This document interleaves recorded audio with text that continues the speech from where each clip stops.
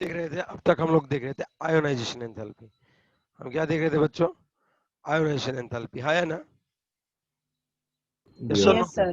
Because हम नहीं देखा energy requires to, energy requires to, बोलो। Remove electron from its Rem- outermost orbit. या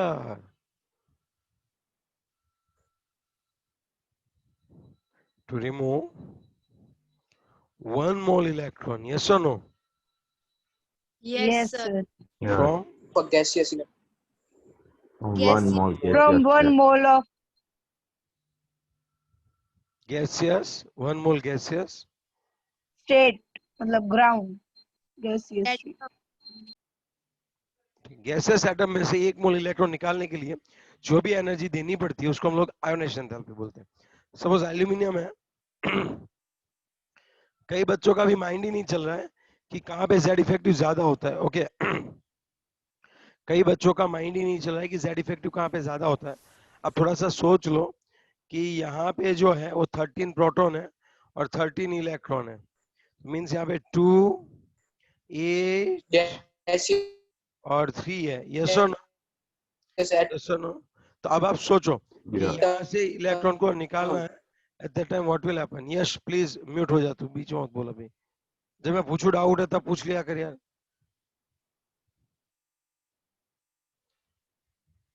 अब क्या होता होगा वो मैं आपको बता दूं। यहाँ पे एग्जैक्टली अब क्या होता है, जैसे कि यहाँ पे अभी 2, ये हो जाएगा आपका 8 एंड 2। हमने क्या कर दिया, अब यहाँ पे 13 प्रोटॉन है और 12 इलेक्ट्रॉन है। अब मैंने कई बच्चों को बोला, बोलो कहाँ पे जेड इफेक्टिव बढ़ जाता है, कहाँ पे अट्रैक्शन बढ़ जाती है? तो वो बोले 13 प्रोटॉन 13 इलेक्ट्रॉन। ये गलत है ना, प्रोटॉन देख बढ़ रहे हैं, सब प्रोटॉन तो उतने ही है, हाँ तो इलेक्ट्रॉन कम हो रहे हैं ना। पहले 13 प्रोटॉन 13 इलेक्ट्रॉन को पकड़ते थे, अब 13 प्रोटॉन सिर्फ 12 इलेक्ट्रॉन को ही पकड़ते हैं। तब आप समझ सकते हो बात क्या है, बताओ। शायद आप समझ सकते हो क्या बोलना चाहता हूँ मैं अभी, यस और no? Yes, sir. Yes, sir. तब आप सोचो क्या होता होगा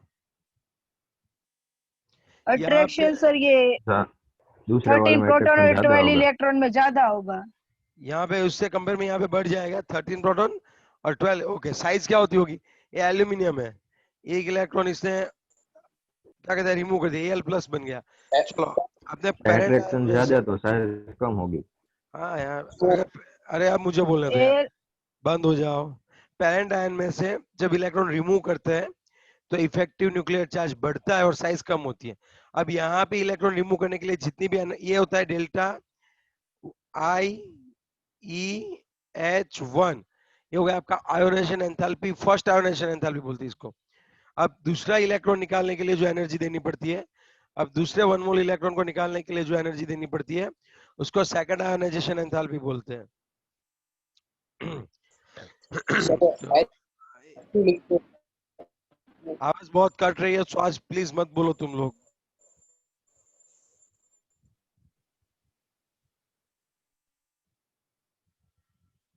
अब यहाँ पे जो है वो ये कौन सा है भाई, यहाँ पे जो है इलेक्ट्रॉन जो है उसका डिस्टेंस और भी कम हो जाएगा। अब यहाँ पे 13 प्रोटॉन और 11 इलेक्ट्रॉन है, यहाँ पे अट्रैक्शन और बढ़ गया, समझ रहे हो बात?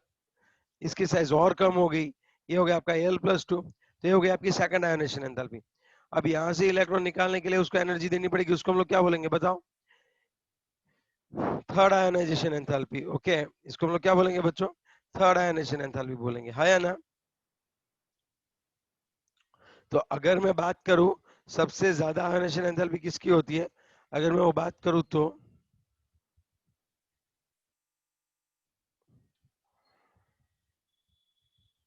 IE1 सबसे कम, उसके बाद IE2 और उससे भी ज्यादा किसकी होती है? IE3 होती है।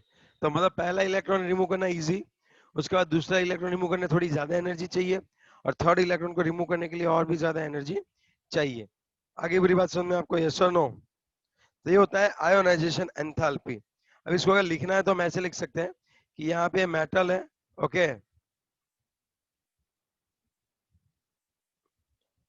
Enthalpy heat, heat enthalpy heat होती है इसलिए, एक बार बता दिया मैंने ऑलरेडी है।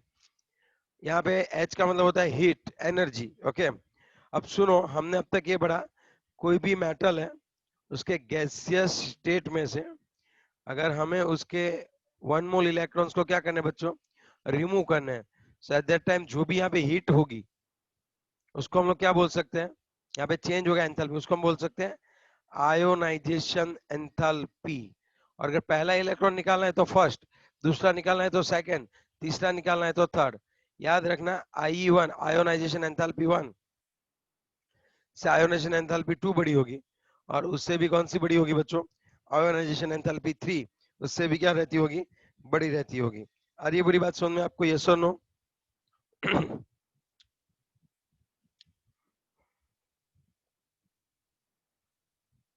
चलो, हम आयोनाइजेशन एंथैल्पी हर बार नहीं बोल सकते, हम बोल सकते हैं first ionization enthalpy. Ionisation enthalpy मतलब फर्स्ट ही समझो, अगर सेकंड है तो वो लोग आपको बोलेंगे कि ये सेकंड आयोनाइजेशन एंथैल्पी है। ओके, चलो next one.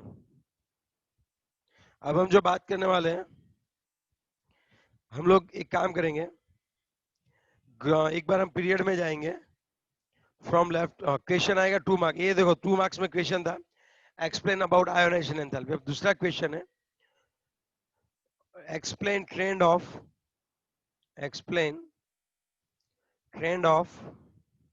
ionization enthalpy when we move from left side to right side in period। और जब लेफ्ट टू राइट साइड जब मूव करोगे तब वहां पे आयोनाइजेशन एंथैल्पी का क्या होता होगा। अब मैं आपको पूरा तो यहाँ पे ड्रॉ करके नहीं बता सकता, लेकिन बहुत सारा आपको पल्ले आए ऐसा कुछ करता हूँ काम। ये वाला F ब्लॉक समझ लो पूरा, 1 2 3 4 2 3 4 5 6 7, यहाँ पे F ब्लॉक समझो आप, यहाँ पे D ब्लॉक। ओके, और क्या होगा, ये D ब्लॉक, और फिर ये कौन सा ब्लॉक आने वाला है बच्चों,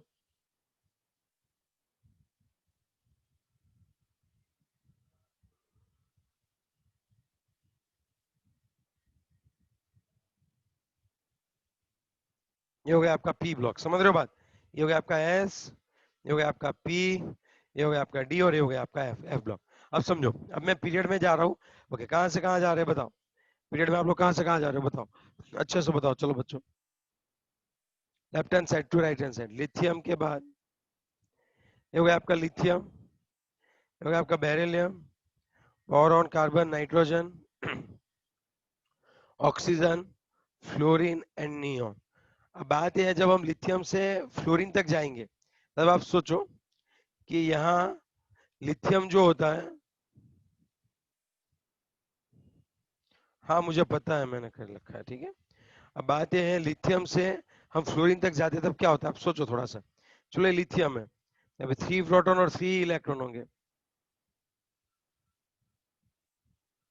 लेकिन जैसे जैसे हम लोग लेफ्ट हैंड साइड जाएंगे, साइज जो है, चलो सपोज फ्लोरीन तक गए, तब यहाँ पे शेल नहीं बढ़ेगी, the number of shell will remain constant, but in the center the number of proton and in an orbital number of electron will increase। that's why attraction will increase। Lithium में जो electron का attraction होता है centre से, okay, उससे बहुत ज्यादा attraction यहाँ पे होता है फ्लोरीन में। अब आप सोच सकते हो लिथियम में से इलेक्ट्रॉन निकालना इजी होगा कि फ्लोरीन में से। अब फ्लोरीन का इलेक्ट्रॉन जो है वो सेंटर से बहुत ही अच्छी तरह से जुड़ रखा है,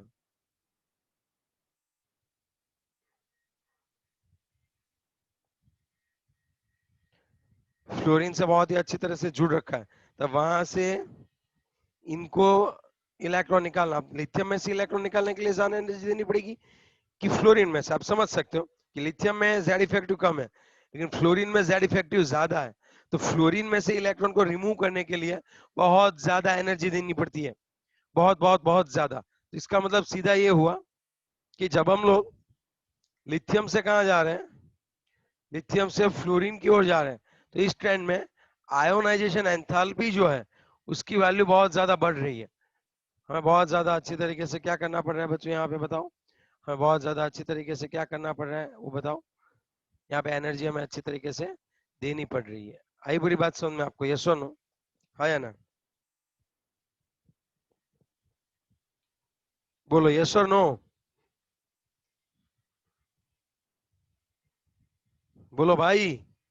ओके सॉरी म्यूट कर रखा है, भूल गया, इट्स ओके, मैं समझ जाऊंगा, ठीक है। आपने सबने बोला ओके। हम लोग जैसे लिथियम से कहाँ जा रहे हैं, फ्लोरीन में जा रहे हैं, तब यहाँ पे आयोनाइजेशन एंथैल्पी जो है वो कैसी हो रही है बताओ। आयोनाइजेशन एंथैल्पी क्या हो रही है, बढ़ रही है। So as we will move from left hand side to right hand side, ionization enthalpy बढ़ रही है। लेकिन यहाँ पे दो जगह पे बहुत, देखो मतलब अगर आइडियली हम लोग सोचे तो होना कैसा चाहिए था, अगर बहुत आइडियली सोचे तो लिथियम के बाद कौन आता है यहाँ पे भाई, बेरिलियम, फिर गैप, फिर boron, carbon, nitrogen, oxygen, fluorine and neon. बात ये हो रही है जैसे जैसे हम लोग क्या कर रहे हैं, लिथियम से बेरिलियम की एनर्जी ज्यादा देनी पड़ी, बोरॉन से इलेक्ट्रॉन हटाने के लिए। एक्चुअली होना ये चाहिए था जैसा आपने हमने बताया वैसे, मोस्ट मोस्ट मोस्ट आईएमपी है।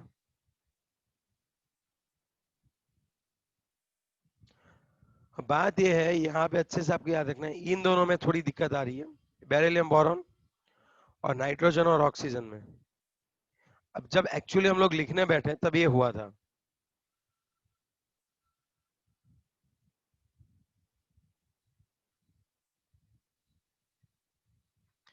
Okay, so this one is 101% right. Means यहाँ पे कोई दो जगह पे बदलाव करने पड़े थे, और कौन सी दो जगह थी वो भी बता दूं।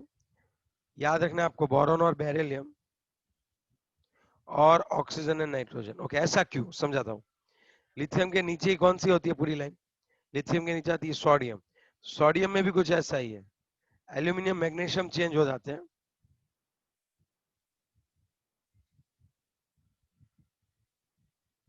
आर्गन, कुछ इस तरह से है। तो ये आप है ना एक बार ये ड्रॉ कर लो ट्रेंड, और ये 4 बॉक्स आपको अच्छे से याद रखने हैं, बहुत ही बहुत ही बहुत ही आईएमपी है। As we will move from left hand side to right hand side what will happen, as we will move from left hand side to right hand side what will happen, ionization enthalpy will ionization enthalpy will increase, but give reason। अब हमें दो reason देने हैं, अब इन चारों के reason, ठीक है, अब इन चारों के हमें क्या करने हैं, रीजन देने की ऐसा क्यों। ओके हाँ नीचे सारे पीरियड में ऐसा होगा, यस, लेकिन पहले ये दोनों मेन है, आपको जो पूछने वाले वो दोनों ही है, होते हैं सभी चारों पीरियड में। लेकिन जब डीएफ आ जाएगी तब नया, डीएफ की वजह से थोड़ा चेंज होता है। फिलहाल ये दोनों के लिए याद रखो, इन दोनों ग्रुप में। चलो रेडी भाई, ओके। अब हम एक काम करते हैं, रीजन देते हैं।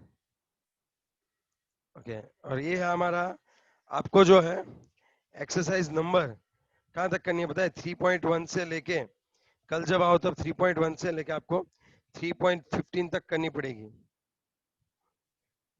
नहीं 3.16 तक। हाँ आयोनाइजेशन एंथैल्पी वाले है ना वो सब करने हैं। इंश्योर एक काम करो 3.15 तक करो, कल जो है आप 3.15 तक करना बच्चों। अभी आपने लिख लिया होगा, मैं जान रहा हूँ कि आपने लिख लिया होगा, बहुत ही इंपॉर्टेंट है ठीक है, बहुत ही इंपॉर्टेंट है, आपने शायद ये सब क्या कर लिया होगा बच्चों, लिख लिया होगा, ठीक है।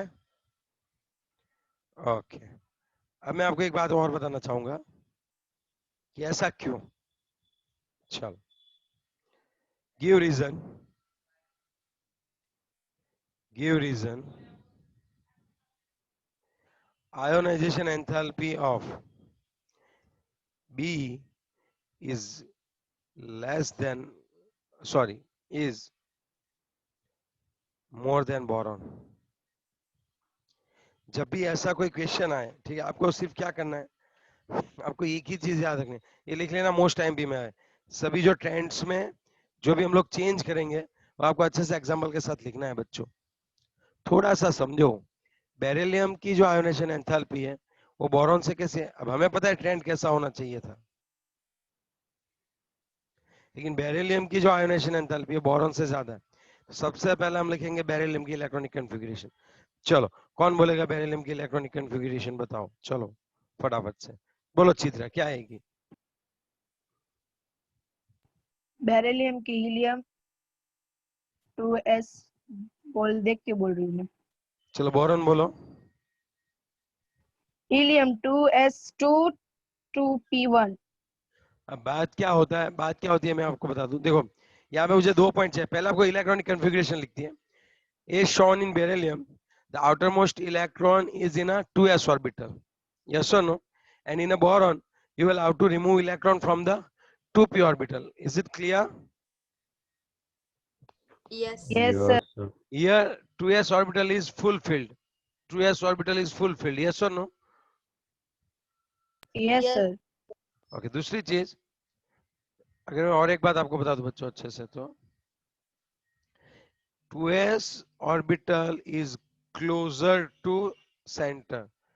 2s वाला जो इलेक्ट्रॉन है वो क्लोजर होता है, जबकि जो 2p में होता है, अब 2p की बारी आएगी. ऐसे 2p का जो इलेक्ट्रॉन है उसका डिस्टेंस ज्यादा होता है. अब समझ रहे हो बात? Yes, sir. s orbital is a sphere in nature and is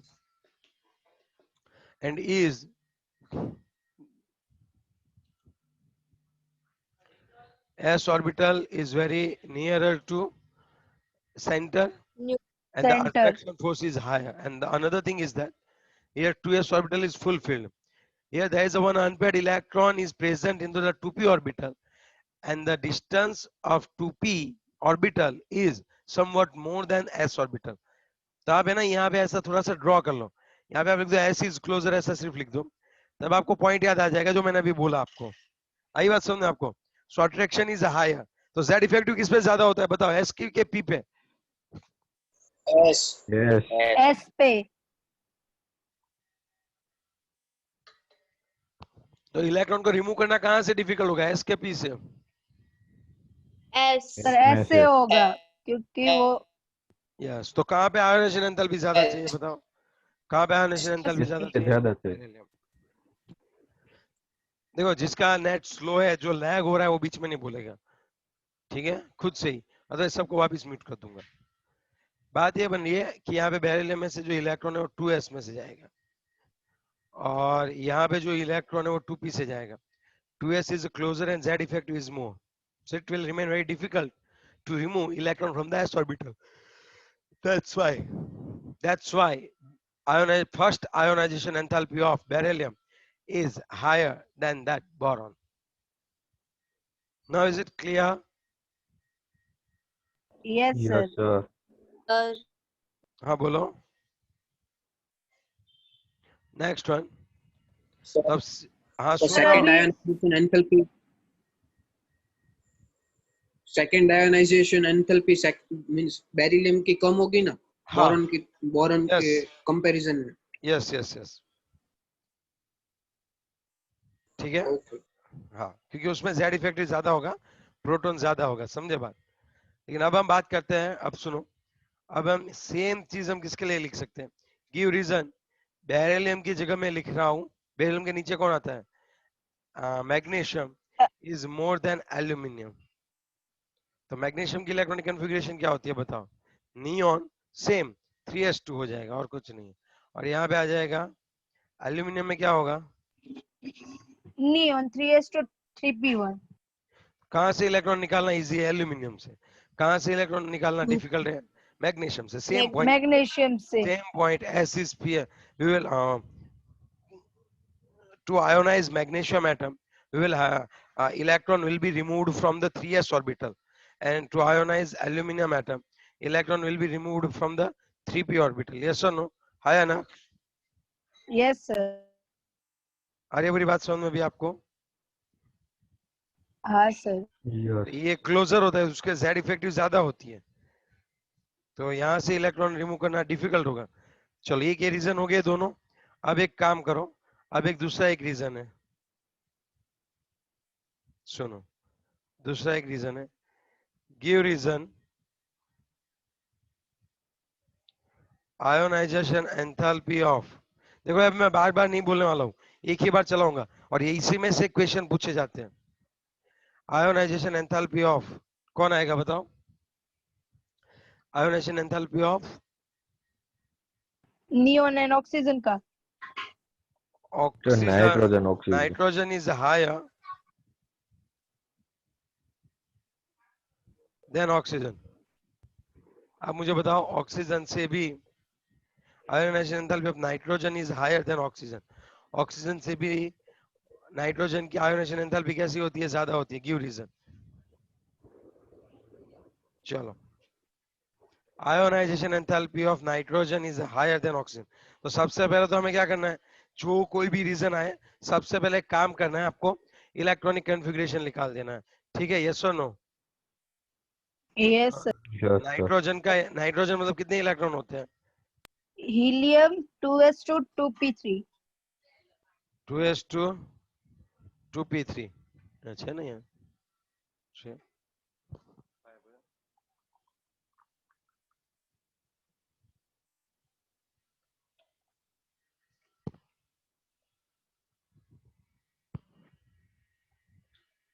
अगर ऑक्सीजन की बात करें तो सोचो क्या होता है ऑक्सीजन में। Helium 2s2 2p4. Is it clear? अब थोड़ा सा सोचो Yes. कि नाइट्रोजन जो है वहां पे 2s2 2p3 है, यस और नो? अब देखो कि Yes, नाइट्रोजन sir. में जो 2p ऑर्बिटल है वो हाफ फील्ड है,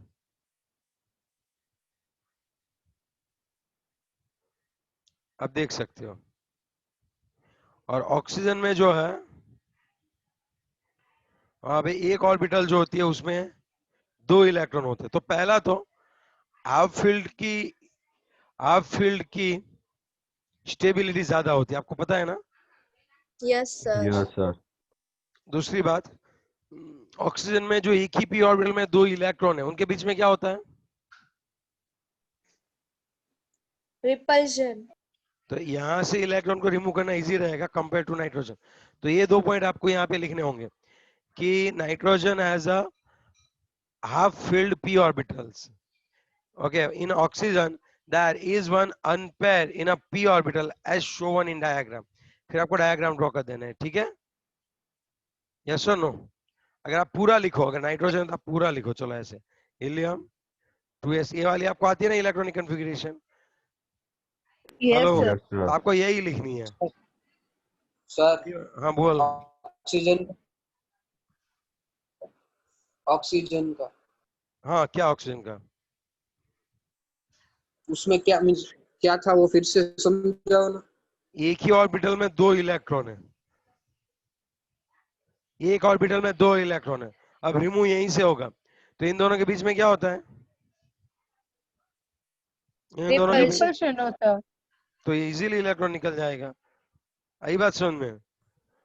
यहाँ यस पे यहाँ पे नाइट्रोजन से इलेक्ट्रॉन निकालने जाओगे तो नाइट्रोजन चिल्लाएगा, अबे ओए मैं तो हाफ फील्ड हूँ, मैं ज्यादा स्टेबल हूँ, मैं कोई इलेक्ट्रॉन नहीं दूंगा, मेरी स्टेबिलिटी ब्रेक डाउन हो जाएगी। और यहाँ पे क्या होगा, यहाँ पे ऑक्सीजन भी बोलेगा अरे यार एक इलेक्ट्रॉन है ना, कब से यहाँ पे दोनों लड़ झगड़ रहे हैं, एक इलेक्ट्रॉन एक को आप निकाल दो, तब क्या होगा बताओ?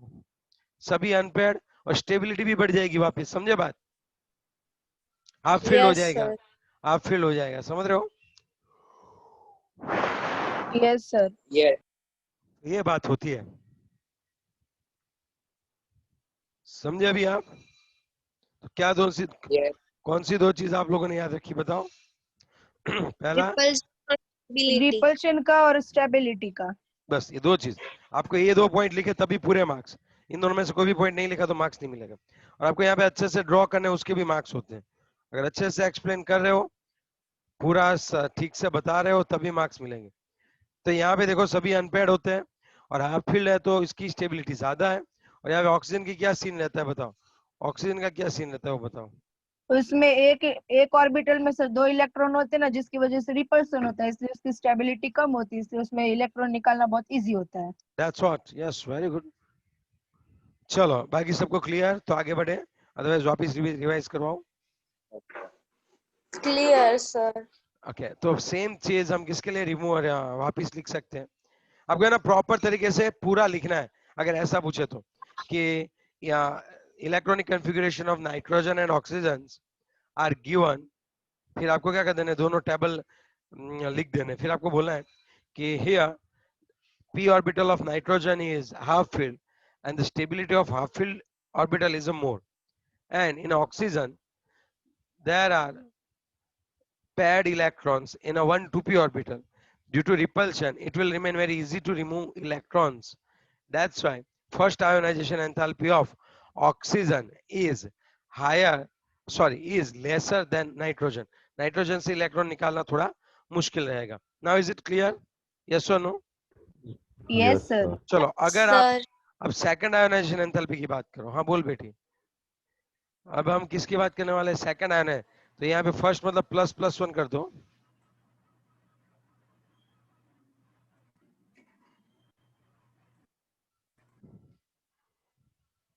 तब हम क्या कर सकते हैं? यहाँ से एक इलेक्ट्रॉन को निकाल दिया और यहाँ से निकाल दिया. अब तुम थोड़ा सोच के बताओ आप कहाँ से इलेक्ट्रॉन को रिमूव करना डिफिकल्ट होगा. अब तुम सोचो. अब आफ्टर ऑक्सीजन से सर. ऑक्सीजन प्लस से. क्योंकि आफ्टर रिमूविंग वन इलेक्ट्रॉन अब ऑक्सीजन जो है वो हाफ.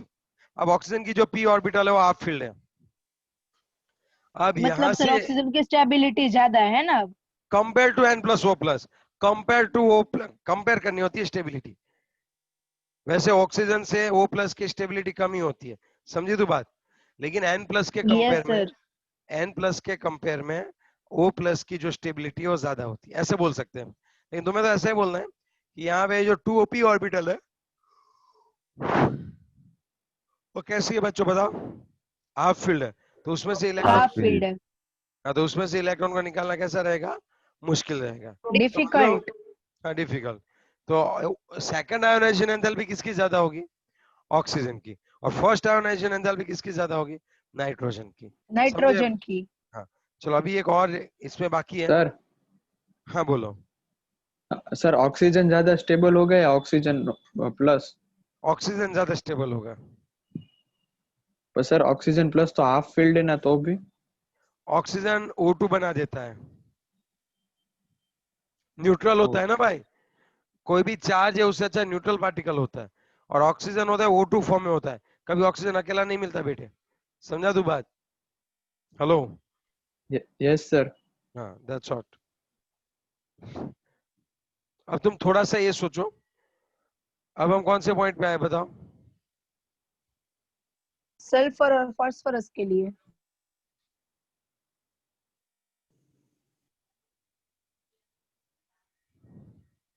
चलो सल्फर और फास्फोरस बताओ. फास्फोरस की इलेक्ट्रॉनिक कॉन्फ़िगरेशन क्या होती होगी? अब डायरेक्टली ऐसे ही ड्रॉ करता हूं मैं. 3SN 3p आएगा सर. 3s2 3p3 आएगा. सल्फर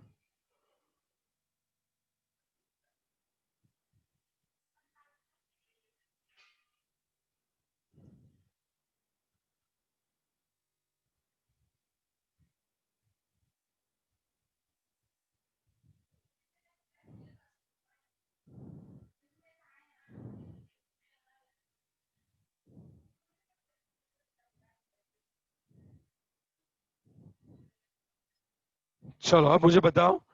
यहाँ पे ऐसे आपको ड्रॉ करने पहले इसका 1 मार्क्स है, फिर उन 2 पॉइंट्स के 1 मार्क्स. चलो अब बताओ अब क्या होगा? मैं बताऊं सर? हाँ तू ही बताएगी और तो भूल ही नहीं रहा है.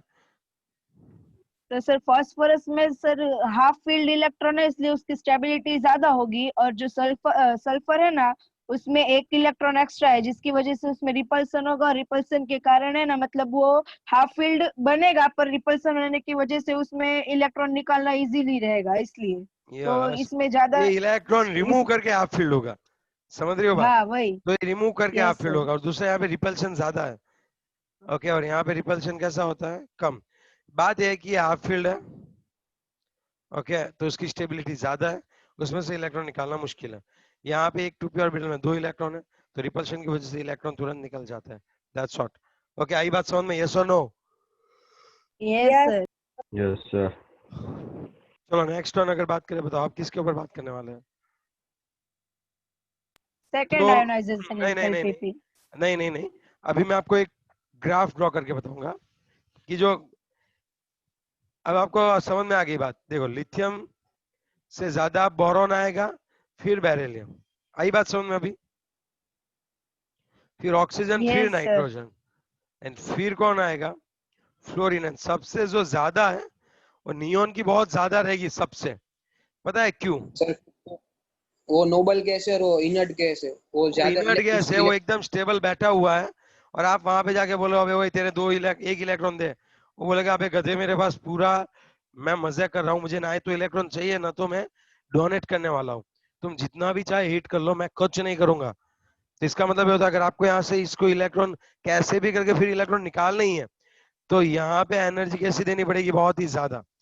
तो अब क्या होने वाला है, अब मैं देखो ये अब मैं ग्राफ ड्रॉ करूंगा, एक और मैं Z रखता हूं, यार ट्रेंड्स के लिए ग्राफ ही समझना बहुत बढ़िया होता है। लिथियम है, तो लिथियम से फिर हम बेरिलियम पे जाएंगे, तो बताओ लिथियम से बेरिलियम क्या होता है, आयोनाइजेशन एंथैल्पी क्या होती है, बढ़ती है। फिर बोरॉन के लिए थोड़ा सा कम होती है, सोचो बोरॉन के लिए थोड़ा सा कम, समझे बात। फिर की क्या बढ़ेगी, फिर देखो बोरॉन की ज्यादा होती है, बोरॉन की कम होती है कंपेयर टू बेरिलियम, तो इस तरह करना पड़ेगा। बेरिलियम के बाद कौन आता है, बोरॉन के बाद कौन आता है, कार्बन। कार्बन तो कार्बन। बढ़ती है, कार्बन की तो ज्यादा होती है, चलो एक कार्बन आ गया। कार्बन के बाद नाइट्रोजन की बढ़ नाइट्रोजन वो भी बढ़ेगी, नाइट्रोजन भी बढ़ेगी, लेकिन ऑक्सीजन नाइट्रोजन की वो कंपेयर कम में होगी। थोड़ा सा कम। अब समझे बात। फिर कौन आएगा, फ्लोरीन की बढ़ेगी। फ्लोरीन वो फिर नियोन, बढ़ेगी, उसके बाद नियोन की नियोन तो वो बढ़ेगी। बहुत ज्यादा बढ़ने वाली है, इस तरह से यहाँ पे आएगा नियोन, समझे बात। Yes sir. तो नियोन तो बहुत ज्यादा पीक आपको बताएगा। फिर वापस नियोन के बाद सोडियम आता है, तो जो सोडियम होते हैं ना, सोडियम की तो आयनाइजेशन एंथैल्पी कैसी हो गई होती है, कम हो गई होती है, समझे बात। यहाँ पे फ्लोरीन और नियोन, फिर यहाँ पे सोडियम की कम, कितनी कम हो हम देखते हैं। फिर सोडियम के बाद कौन आएगा बताओ, सोडियम के बाद कौन आएगा, मैग्नीशियम। एल्यूमिनियम की थोड़ी कम होती है, याद है ना। Yes sir. एल्यूमिनियम के बाद कौन Yes. आएगा, सिलिकॉन, उसकी बढ़ती है। सिलिकॉन, सिलिकॉन के बाद phosphorus, sulphur, phosphorus sorry, phosphorus के बाद सल्फर सल्फर की थोड़ी कम, कम होगी। फिर क्लोरीन, और क्लोरीन, फिर आर्गन। Argon. ये पॉइंट आएगा आर्गन का। तो इस तरह से हमें देखना होता है। आप जैसे अपना ये देख सकते हो, पेज नंबर अगर मैं आपको बात करूं तो एटॉमिक नंबर वाला ये भी देख सकते हो, एटॉमिक नंबर 3.6 ए देखो और 3.5 देखो। अब 3.5 में और भी मुझे समझाना है, लेकिन आप पहले 3.6 देखो। अभी ये हो गया आपका क्लियर, यस और no. Yes sir yes sir. चलो, तो ये ट्रेंड हमने देखा, आयोनाइजेशन एंथैल्पी का हमने ट्रेंड देखा, वो पीरियड में था। चलो रिजॉइन करो, हम लोग अब ग्रुप में देखने वाले हैं।